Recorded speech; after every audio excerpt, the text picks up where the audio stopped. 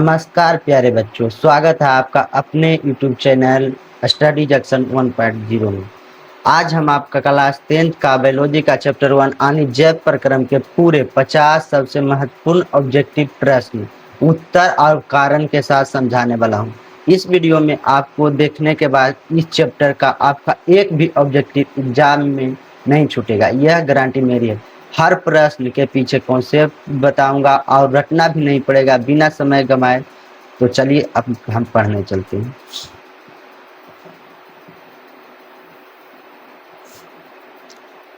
अब देखिए हमारे प्यारे बच्चों, दिया गया है कि पौधे में बाष्पोत्सर्जन किस भाग में होता है। पौधे में बाष्पोत्सर्जन किस भाग में होता है?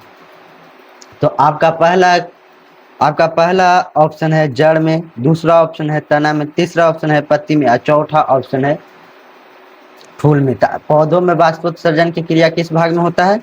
तो हमारा होगा पत्ती में। किस में होता है? पत्ती में। अब इसका कारण समझिए। पत्तियों की सतह पर क्या होता है? पत्तियों की सतह पर छोटे छोटे छिद्र होते हैं जिसे अस्टोमेटा यानी अस्टोमाटा और रंध्र भी कहते हैं। इन्हीं रंध्रों के माध्यम से जो अतिरिक्त जल होता है वो वाष्प बन के बाहर निकलता है। अब हम आज इस प्रश्न को हम अच्छा से जानेंगे कि पहले तो जानेंगे कि बाष्पोत्सर्जन की क्रिया कहाँ से होती है। तो पत्ती से। या किसके कारण होती है? रंध्र होती है, क्योंकि उसमें छोटा छोटा छिद्र होता है जिसके कारण हमारे पौधे में जो जमा जल होता है वो बाष्प बनकर बाहर निकलता है। अब हम चलते हैं अगले प्रश्न की ओर। अगला प्रश्न हमारा है, मानव के रक्त में उपस्थित यूरिया की समान मात्रा होती है। आपका पहला ऑप्शन है 100 mg, दूसरा ऑप्शन है 20 mg, तीसरा ऑप्शन है 30 mg और चौथा ऑप्शन है 40 mg। तो दोस्तों हम सब जानते हैं कि मानव की रक्त में जो यूरिया की मात्रा होती है कितना होती है? 20 mg। कितना होती है दोस्तों? 20 mg। कितना? 20 mg। इसका कारण भी आप समझ लिए। स्वस्थ मानव जो होते हैं उनका 100 ml रक्त में यूरिया की समान मात्रा लगभग 15 से 40 mg के बीच होती है। तो अब इसका औसत मान के चलते हैं 20 mg। अब हम चलते हैं तीसरे क्वेश्चन की ओर। आपका तीसरा क्वेश्चन है कि श्वसन क्रिया के दौरान कितनी प्रतिशत ऊर्जा ताप के रूप में निष्कासित होती है। पहला ऑप्शन है कि 20%, दूसरा ऑप्शन है 40%, तीसरा ऑप्शन है 60% और चौथा ऑप्शन है 80%। तो हमारा श्वसन की क्रिया होती है, उसके श्वसन की क्रिया के दौरान कितना प्रतिशत ऊर्जा ताप के रूप में निष्कासित होती है? तो होती है दोस्तों 20%। आपका ऑप्शन ए। अब इसका कारण जानिए आप सर। श्वसन के दौरान क्या होता है? श्वसन के दौरान ग्लूकोज के ऑक्सीकरण से जो ऊर्जा निकलती है उसका लगभग 20% हिस्सा ऊष्मा के रूप में शरीर के तापमान को बनाए रखने के लिए बाहर निकलता है। बाकी एटीपी के रूप में संचित यानी जमा हो जाता है। अब हम चलते हैं चौथा प्रश्न की ओर। चौथा प्रश्न हमारा दिया गया है कि मनुष्य के वृक्क यानी किडनी एक तंत्र का भाग है जो संबंधित है। पहला पोषण, दूसरा श्वसन, तीसरा उत्सर्जन और चौथा परिवहन। तो कौन सा होगा? तो इसका आंसर होगा दोस्तों उत्सर्जन। क्या होगा? उत्सर्जन। क्या होगा? उत्सर्जन। अब इसका भी कारण जाए। वृक्क जो होता है रक्त को छानकर उसमें नाइट्रोजन युक्त अवशिष्ट पदार्थों को मूत्र के रूप में शरीर से बाहर निकालता है। क्या करता है? मूत्र के रूप में शरीर से बाहर निकलता है। अब हम चलते हैं पांचवा प्रश्न की ओर। पांचवा प्रश्न हमारा दिया गया है कि पौधों के वायवीय भागों से जल का निष्कर्ष की क्रिया कहलाते हैं। जल का निष्कर्ष की क्रिया कहलाती है। तो हमारा ऑप्शन पहला क्या दिया गया? परागण, दूसरा निषेचन, तीसरा विसरण और चौथा बाष्पोत्सर्जन। तो क्या होगा इसका आंसर? बाष्पोत्सर्जन। क्या होगा? बाष्पोत्सर्जन। सॉरी, बाष्पोत्सर्जन मेरा आंसर होगा। अब इसका कारण जाने। पौधों के जीवित क्या होता है? पौधों के जीवित वायवीय भागों में यानी पत्तियों में से जल का वाष्प के रूप में उड़ना ही बाष्पोत्सर्जन है। क्या है? जल जो होता है वो वाष्प बन के उड़ता है, उसको ही हम सब क्या कहते हैं? बाष्पोत्सर्जन। अब हम छठा प्रश्न को देखते हैं। वह क्रिया जिनके द्वारा शरीर के में ऊर्जा का उत्पादन होता है कहलाता है। कह रहा है वह क्रिया जिनके द्वारा शरीर में ऊर्जा का उत्पादन होता है कहलाता है। पहला श्वसन, दूसरा पोषण, तीसरा उत्सर्जन और चौथा उत्तेजनशील। तो इसका आंसर आपका होगा दोस्तों श्वसन। क्या होगा? श्वसन। हम सबका श्वसन आंसर होगा। अब जानिए इसका कारण। श्वसन वह रासायनिक प्रक्रिया, क्या है? श्वसन वह रासायनिक प्रक्रिया है जिसमें कोशिका के अंदर भोजन ग्लूकोज को ऑक्सीकरण करता है और एटीपी के रूप में क्या करता है? एटीपी ऊर्जा के रूप में मुक्त करता है, यानी हम सबको एटीपी बना के देता है। अब हम सब चलते हैं 7वां प्रश्न की ओर। 7वां प्रश्न बोल रहा है कि कौन सी क्रिया सभी जीवों के लिए अनिवार्य है, यानी कौन सी क्रिया सभी जीवों के लिए अनिवार्य है। तो दिया गया है पहला प्रकाश संश्लेषण, दूसरा बाष्पोत्सर्जन, तीसरा श्वसन और चौथा चलन। तो हम सभी जीवों के लिए अनिवार्य क्या है? तो श्वसन। श्वसन नहीं रहेगा तो हम सब जीवित नहीं रहेंगे। तो इसका आंसर क्या हो जाएगा? सी। इसका आंसर सी। अब इसका कारण हम सब समझते हैं। जीवित रहने के लिए ऊर्जा की आवश्यकता होती है। क्या होता है? जीवित रहने के लिए ऊर्जा की आवश्यकता होती है। ऊर्जा केवल श्वसन की प्रक्रिया द्वारा ही मिल सकती है। बिना श्वसन के कोई भी जीव जीवित नहीं रह सकता। क्या हो सकता है? बिना श्वसन के कोई भी जीव जीवित नहीं रह सकता। अब हम सब चलते हैं अगले प्रश्न की ओर। अगला प्रश्न हमारा दिया गया है कि मैग्नीशियम पाया जाता है। क्या? मैग्नीशियम पाया जाता है। आपका पहला ऑप्शन है क्लोरोफिल में, दूसरा लाल रक्त कणिकाओं में, तीसरा बर्नी लवक में, चौथा श्वेत रक्त कण में। श्वेत रक्त कण में। तो आपका ऑप्शन कौन सा सही हो जाएगा?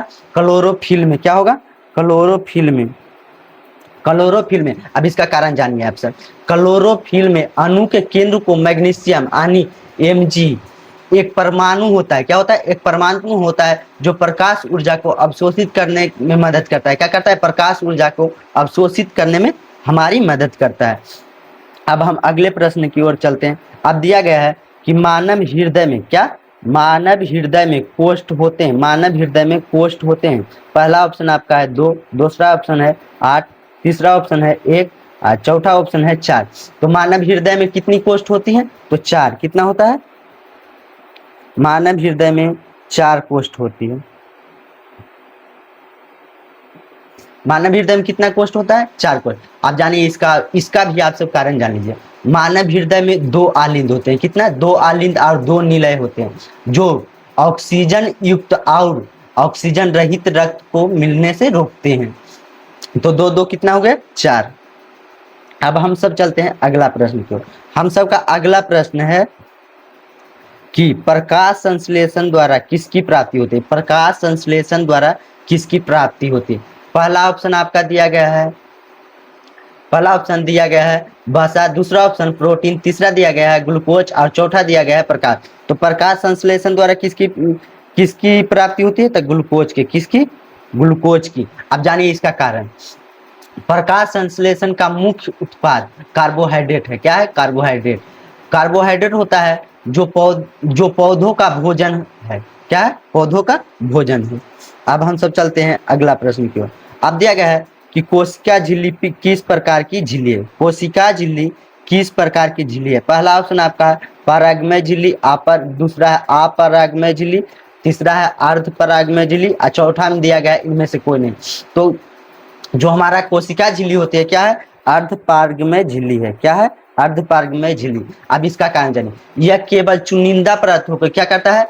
जो हमारा झिल्ली होता है वह केवल चुनिंदा पदार्थों को ही अपने आर पार आने जाने देता है, सभी पदार्थों को नहीं। इसलिए इसको अर्धपरागमय झिल्ली कहते हैं।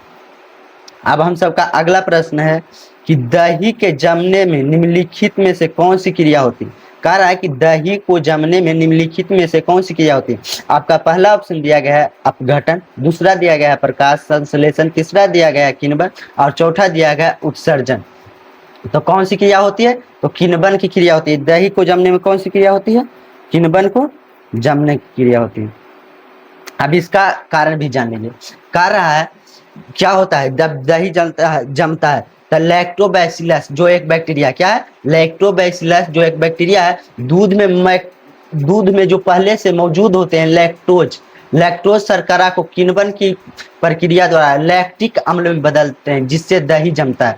लैक्टोज को क्या करता है? लैक्टिक अम्ल में बदल देता है।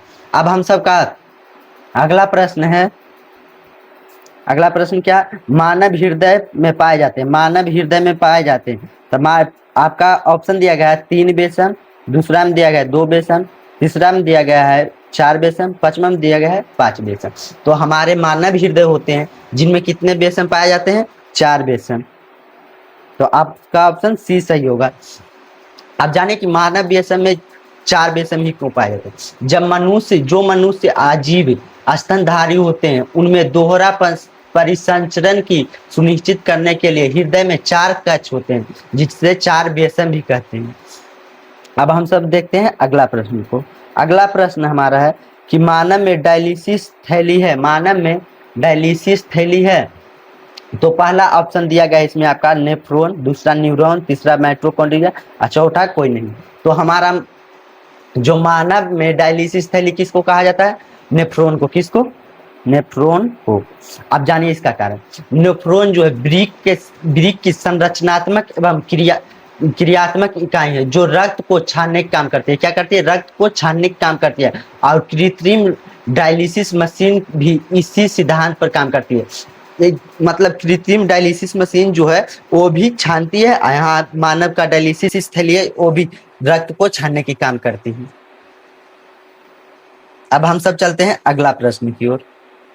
अगला प्रश्न हम सबका दिया गया है कि मत्स्य यानी मछली का मुख्य श्वसन अंग है। पहला दिया गया है ट्रैकिया, दूसरा फेफड़ा, तीसरा गिल्स और चौथा नाक। तो मछली जो होती है, मछली वह क्या से श्वसन करती है, तो गिल्स से। क्या से, गिल्स से, गिल्स। यानी आपका ऑप्शन सी सही होगा। आप जाने कि मछली गिल्स से श्वसन करती है। मछलियां पानी में पानी में रहती है तो ऑक्सीजन ग्रहण करने के लिए अपने गिल्स का उपयोग करते हैं। और दोस्तों हम ये भी जानते हैं कि जो जल होता है उसमें ऑक्सीजन रहता है, जल में ऑक्सीजन रहता है।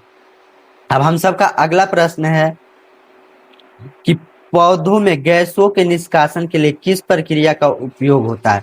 पौधों में गैसों के निष्कासन के लिए किस प्रक्रिया का उपयोग होता है। पहला आपका दिया गया है प्रासरण, दूसरा दिया गया है विसरण, तीसरा दिया गया है बाष्पोत्सर्जन और चौथा दिया गया है परिवहन। तो दोस्तों पौधों में गैसों के निष्कासन के लिए कौन सी क्रिया होती है, तो विसरण। कौन सी, विसरण की क्रिया होती है, विसरण की क्रिया होती है। आप जानिए पौधों में वायुमंडल यानी CO2 और O2 के आदान प्रदान के विसरण की उच्च सांद्रता से निम्न सांद्रता के नियम के तहत काम करते हैं। क्या करते हैं, उच्च सांद्रता से निम्न सांद्रता के नियम के तरह काम करते हैं। अब हम सब जानेंगे अगले प्रश्न। अब दिया गया हमारा क्लोरोफिल वर्णक का रंग है, क्लोरोफिल वर्णक का रंग है। पहला दिया गया हरा, दूसरा दिया गया नीला, तीसरा दिया गया लाल और चौथा दिया गया सफेद। तो क्लोरोफिल वर्णक का रंग कैसा है, हरा। क्लोरोफिल वर्णक का रंग हरा है। क्लोरोफिल जानिए, क्लोरोफिल सूर्य के प्रकाश यानी लाल और नीले रंग को अवशोषित करता है और हरे रंग को परिवर्तित करता है जिससे यह हरा दिखाई देता है। लाल और नीलों को अवशोषित करता है और हरे रंग में परिवर्तित करता है। अब हम सब जानेंगे अगला प्रश्न। अब अगला प्रश्न हम सबका दिया गया है कि कवक में पोषण की कौन सी विधि है। कवक में पोषण की कौन सी विधि है। पहला है स्वपोषी, दूसरा है मृतजीवी, तीसरा संभोजी और चौथा है कोई नहीं। कवक में पोषण की कौन सी विधि है, तो मृतजीवी, मृतजीवी। अब जानिए मृतजीवी क्यों है। कवक यानी मशरूम, फफूंद, ये सब को क्या कहते हैं, कवक कहते हैं। अपना भोजन सड़े गले कार्बनिक पदार्थों से अवशोषित करते हैं। मतलब जो सड़ गल गया है उससे अपना भोजन को अवशोषित करते हैं क्योंकि इनमें क्लोरोफिल नहीं होता। अब क्लोरोफिल नहीं होगा तो ये तो सूर्य से भोजन बना नहीं सकते हैं, तो क्या करते हैं, अवशोषित करते हैं सड़े गले पदार्थ। तो ये सब क्या है, मृतजीवी। अब हम सब अगला प्रश्न देखेंगे। अगला प्रश्न दिया गया कि रेजिन एवं गोंद कहाँ संचित रहता है। रेजिन एवं गोंद कहाँ संचित रहता है। रेजिन एवं गोंद कहाँ संचित रहता है, पुराने जाइलम में। कहाँ रहता है, पुराने जाइलम में। क्योंकि रेजिन और गोंद को उत्सर्जी पदार्थों और समय के साथ तने के अंदर पुराने एवं निष्क्रिय जाइलम, जिसको हम कास्ट भी कहते हैं, और उसमें क्या होता है, जमा होता है। अब हम सब चलते हैं अगले प्रश्न की ओर। अगला प्रश्न हम सबका है कि शरीर में भोजन को पचना किस प्रकार की अभिक्रिया, यानी शरीर में भोजन को पचना किस प्रकार की अभिक्रिया है। पहला दिया गया उपचयन, दूसरा दिया गया है संचयन, तीसरा दिया गया है विस्थापन, चौथा दिया गया है अपचयन। तो ये कौन सी प्रकार की क्रिया है? तो उपचयन। उपचयन, क्योंकि दोस्तों भोजन के पाचन के दौरान ग्लूकोज और ऑक्सीजन के साथ संयोग होता है। क्या होता है? ग्लूकोज और ऑक्सीजन के साथ संयोग होता है, वह टूटता है। क्या होता है? भोजन टूटता है, जिससे एक ऑक्सीकरण यानी उपचयन की प्रक्रिया है। जो क्या है? एक अपचयन की प्रक्रिया है। अब हम सब देखते हैं अगला प्रश्न। अगला प्रश्न हम सबका है, रक्त क्या है? रक्त क्या है? तो रक्त क्या है दोस्तों? आपका ऑप्शन पहले देख लीजिए। ऑप्शन दिया गया कोशिका, दूसरा दिया गया उत्तक, तीसरा दिया गया पदार्थ और चौथा दिया गया कोई नहीं। तो रक्त क्या है? तो रक्त एक प्रकार की उत्तक है। क्या है? उत्तक है।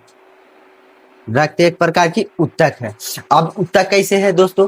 तो रक्त एक तरल संयोजी उत्तक है जो शरीर के विभिन्न भागों को आपस में जोड़ने का कार्य करता है और पदार्थ की परिवहन करने में कार्य भी करता है।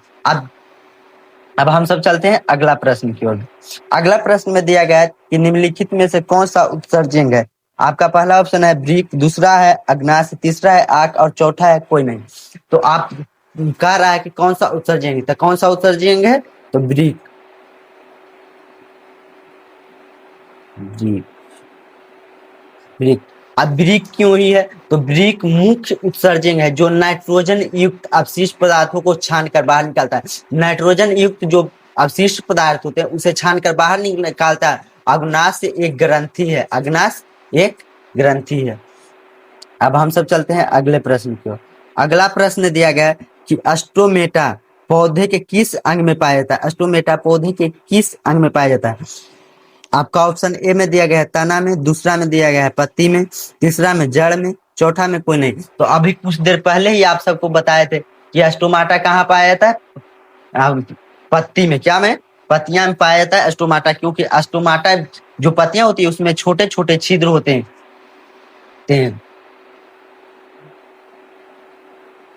तो आपका ऑप्शन बी सही होगा दोस्तों। तो अब हम सब अगला प्रश्न को देखते हैं। कह रहा है लीवर यानी यकृत में निम्न में से कौन सा रस निकलता है? यकृत में निम्न में से कौन सा रस निकलता है? पहला है लाल रस, दूसरा है जठर रस, तीसरा है पीत रस, चौथा है आंत्र रस। तो कौन सा रस निकलता है? तो पीत रस निकलता है। क्यों निकलता है? तो दोस्तों जानिए। यकृत द्वारा क्या होता है? यकृत द्वारा पीत का रस स्त्राव होता है, मतलब बहता है, जिससे पित्ताशय में जमा होता है और वहां वसा का इमलसीकरण यानी पाचन की मदद करता है। क्या करता है? पाचन की मदद करता है। अब हम सब चलते हैं दोस्तों अगला प्रश्न की ओर। अगला प्रश्न हमारा है कि स्वपोषी पोषण के लिए आवश्यक है, मतलब स्वपोषी पोषण के लिए आवश्यक है। पहला दिया गया है क्लोरोफिल, दूसरा दिया है CO2 तथा जल, तथा तीसरा दिया गया है सूर्य का प्रकाश, चौथा दिया गया है उपयुक्त सभी। तो हम सब जानते हैं दोस्तों कि स्वपोषी पोषण जो होते हैं वो क्लोरोफिल के क्या होता है? उनमें क्लोरोफिल भी पाया जाता है और कार्बन डाइऑक्साइड की भी जरूरत होती है, जल की भी जरूरत होती है और सूर्य की प्रकाश की भी आवश्यकता होती है, जिससे जो अपना भोजन बना सके। तो इसका आंसर क्या हो जाएगा? उपयुक्त सभी। अब हम सब चलते हैं दोस्तों अगला प्रश्न की ओर। अगला प्रश्न क्या हमारा है? प्रकाश संश्लेषण की प्रक्रिया में कौन सी प्रकाश संश्लेषण की क्रिया में ऑक्सीजन बाहर निकलता है? प्रकाश संश्लेषण की क्रिया में ऑक्सीजन बाहर निकलता है। तो पहला ऑप्शन आपका है जल से, दूसरा ऑप्शन है CO2 से, तीसरा ऑप्शन है ग्लूकोज से, चौथा ऑप्शन है इनमें से कोई नहीं। तो आपका आंसर क्या हो जाएगा? जल से। क्या से? जल से। जल से, क्योंकि प्रकाश संश्लेषण की प्रकाशिक प्रक्रिया में सूर्य का प्रकाश द्वारा जल का अणुओं का अपघटन होता है, जिससे ऑक्सीजन गैस से मुक्त होती है। क्या होती है? ऑक्सीजन गैस से मुक्त होती है। अब आपका अगला प्रश्न है कि अनॉक्सी शोषण के फलस्वरूप क्या बनता है? अनॉक्सी शोषण के फलस्वरूप क्या बनता है? आपका ऑप्शन ए में है ग्लूकोज, ऑप्शन बी में एथाइल अल्कोहल, ऑप्शन सी में है लैक्टिक अम्ल और ऑप्शन डी में है पायरुवेट। तो क्या बनता है दोस्तों? तो हम सबका बनता है एथाइल अल्कोहल। क्या? Ethyl alcohol. Ethyl alcohol. अब क्यों बनता है दोस्तों? तो जानिए इसका कारण। ईस्ट जैसी कोशिकाओं में ऑक्सीजन की अनुपस्थिति में ग्लूकोज का अधूरा टूटना यानी किण्वन होता है। क्या होता है? किण्वन होता है, जिससे एथाइल अल्कोहल बनता है। क्या होता है? इथाइल अल्कोहल बनता है। अब अब हम सब देखते हैं अगला प्रश्न को। अगला प्रश्न हम सब का है कि अमोनिया का यूरिया में परिवर्तन शरीर में कहाँ होता है? अमोनिया का यूरिया में परिवर्तन शरीर में कहाँ होता है? पहला है आकृति में, दूसरा है वृक्क में, तीसरा है पलीहा में और चौथा है अमाशय में। तो कहाँ होता है दोस्तों? तो होता है दोस्तों अमोनिया का यूरिया में परिवर्तन आकृति में। आपका ऑप्शन ए। क्यों होता है दोस्तों? तो जानिए, आकृत कोशिका के अत्यंत विषैली और अमोनिया कम विषैली यूरिया में बदलती है, जिसके बाद किडनी छान कर बाहर निकलती है। अब दिया गया है आपका अगला प्रश्न, क्या दिया गया है? पाइरूवेट के विखंडन से CO2 जल तथा ऊर्जा मिलती है, यह प्रक्रिया कहाँ होती है? पहला ऑप्शन आपका दिया गया है कोशिका द्रव्य में, दूसरा दिया गया है माइटोकॉन्ड्रिया में, तीसरा दिया गया है हरित लवक में और चौथा दिया गया है केंद्रक में। तो कहाँ से होती है? पाइरूवेट में। तो माइटोकॉन्ड्रिया से क्या होती है? क्रिया होती है। कहाँ से? माइटोकॉन्ड्रिया से। आपका option B. Option B urea mitochondria से। ऑप्शन बी सही होगा। अब हम सब चलते हैं अगला प्रश्न को। कह रहा है कि खुला परिसंचरण तंत्र किस में पाया जाता है? पहला है मनुष्य में, दूसरा कॉकरोच में, तीसरा घोड़े में और चौथा ऊंट में। तो किस में पाया जाता है दोस्तों?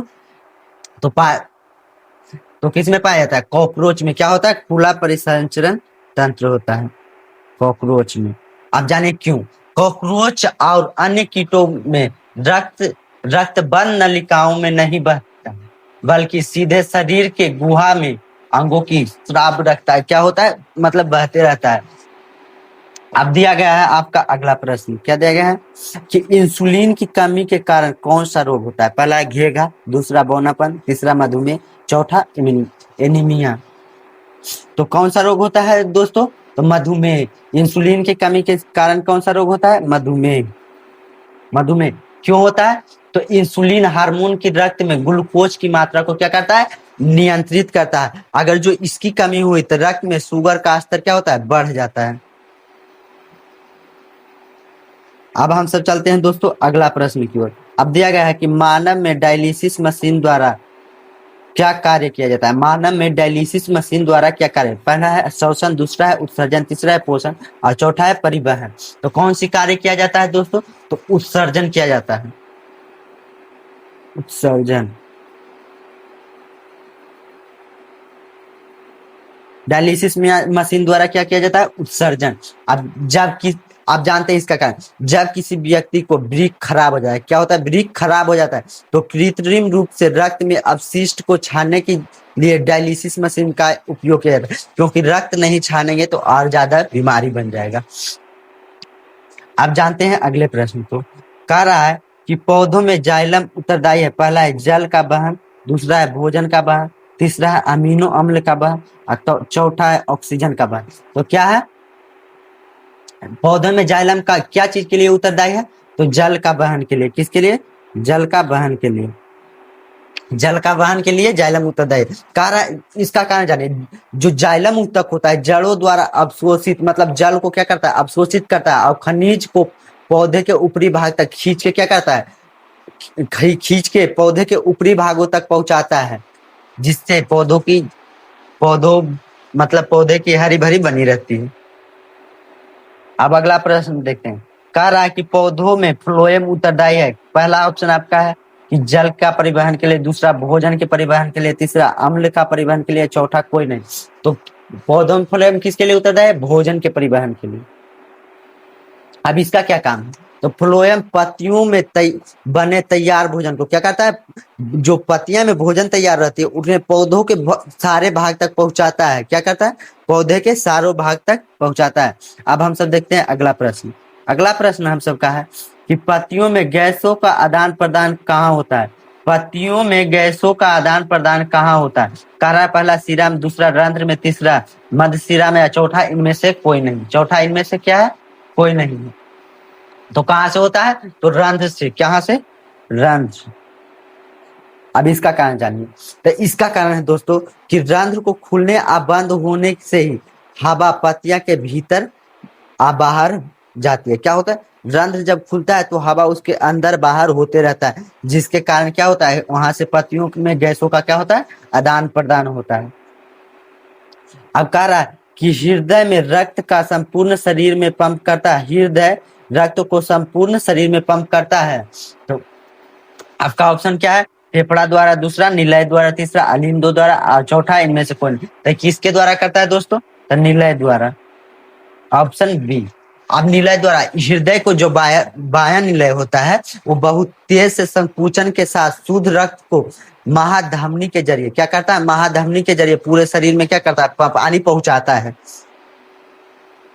अब हम सबका अगला प्रश्न है कि निम्नलिखित में से किसे कोशिका का ऊर्जा मुद्रा कहा जाता है, निम्नलिखित में से किसे कोशिका का ऊर्जा मुद्रा कहा जाता है। पहला है एडीपी, दूसरा है एटीपी, तीसरा है डीटीपी और चौथा है पीडीपी। तो किसके द्वारा होता है दोस्तों, एटीपी द्वारा। किसके द्वारा, एटीपी द्वारा। अब जाने एटीपी का पहला तो फुल फॉर्म होता है एडेनोसाइन, एडेनोसाइन ट्राइफॉस्फेट। क्या होता है, एडेनोसाइन ट्राइफॉस्फेट। ये जो होता है एटीपी में ऊर्जा रासायनिक बंधों के रूप में संचित रहती है, जिसे कोशिका अपनी जैविक क्रियाओं के लिए खर्च करते हैं। क्या करते हैं, जैविक क्रियाओं के लिए खर्च करती है। अब हम सब देखते हैं अगला क्वेश्चन। अगला क्वेश्चन हमारा है, मतलब अगला प्रश्न है कि आहार नाल का सबसे लंबा भाग है। पहला ग्रसनली, ग्रसनली, दूसरा अमाशय, तीसरा है छोटी आंत और चौथा है बड़ी आंत। तो क्या है दोस्तों, तो छोटी आंत। आहार नाल का सबसे लंबा भाग छोटी आंत, छोटी आंत। अब जाने ये कारण क्या है, मनुष्य में छोटी आंत की लंबाई लगभग 6 से 7 मीटर होती है। इससे अत्यधिक कुंडलित होकर जिसके कारण यह कम जगह में समा जाती है, मतलब कि 6 से 7 मीटर की होती है और वह घूर घूर के कम जगह में समा जाती है। अब हम सब अगला प्रश्न देखते हैं। अगला प्रश्न हमारा क्या है दोस्तों, कि स्वपोषी जीव कौन से हैं, स्वपोषी जीव कौन से हैं। पहला आपका दिया गया कवक, दूसरा दिया गया हरे पौधे, तीसरा दिया गया मनुष्य और चौथा दिया गया अमरबेद। तो कौन सा है स्वपोषी जीव दोस्तों, तो हरे पौधे, हरे पौधे। हरे पौधे जो है हमारा समझिए, क्योंकि अपना भोजन स्वयं बनाते हैं, सूर्य की प्रकाश आने अकार्बनिक पदार्थों की मदद से अपना भोजन बना लेते हैं। अब हम सबका अगला प्रश्न, अगला प्रश्न है कि मानव के शरीर में सबसे बड़ी ग्रंथि कौन है, मानव के शरीर में सबसे बड़ी ग्रंथि कौन है। पहला आपका है लीवर, दूसरा है अग्नाशय, तीसरा है अंडाशय और चौथा है एड्रीनल, एड्रीनल। तो कौन सा मानव के शरीर में सबसे बड़ी ग्रंथि कौन सी है दोस्तों, तो हम सबका लीवर है। लीवर मानव के शरीर में सबसे बड़ी ग्रंथि है, जिसका वजन लगभग 1.5 kg होता है। कितना होता है, 1.5 kg। अब हम सब अगला प्रश्न देखते हैं। अगला प्रश्न दिया गया कि अमीबा अपना भोजन किसके द्वारा पकड़ता है। अमीबा जो है अपना भोजन किसके द्वारा पकड़ता है। पहला आपका ऑप्शन है कुटपाद, दूसरा स्पर्शक, तीसरा जीभ और चौथा है भोजन रसदानी। तो किसके द्वारा पकड़ता है दोस्तों, तो कुटपाद के द्वारा। किसके, कुटपाद के द्वारा। क्योंकि अमीबा एक कोशिकीय जीव है और भोजन के कण को देखकर यह अपनी कोशिका झिल्ली को उंगलियों जैसे उभार कर कुटपाद में बदल देता है और भोजन को घेर लेता है, जिसके कारण वो अपना भोजन को पकड़ पाता है। अब हम सब अगला प्रश्न देखेंगे। कह रहा है जठर ग्रंथियां कहाँ पाई जाती है, जठर ग्रंथियां कहाँ पाई जाती है। पहला आपका है आंख में, दूसरा अग्नाशय में, तीसरा अकृत में और चौथा अमाशय में। तो कहाँ पाई जाती है दोस्तों, तो जठर ग्रंथियां अमाशय में पाई जाती है। कहाँ, अमाशय में। अब हम सब अगले प्रश्न की ओर चलते हैं। अब दिया गया है कि रक्त को थक्का बनाने में कौन सा सहायक है। पहला आरबीसी, डब्ल्यूबीसी, प्लेटलेटस और इनमें से कोई नहीं। तो रक्त को थक्का कौन बनाता है दोस्तों, तो प्लेटलेटस जो होता है रक्त को थक्का, क्योंकि चोट लगने पर प्लेटलेटस हवा के संपर्क में आकर थ्रोम्बोप्लास्टिन बनाते हैं, जिससे रक्त का बहना रुक जाता है और थक्का बन जाता है। क्या होता है, थक्का बन जाता है। तो इसका ऑप्शन क्या हो जाएगा दोस्तों, सी, प्लेटलेटस। अब हम सब अगला प्रश्न देते हैं।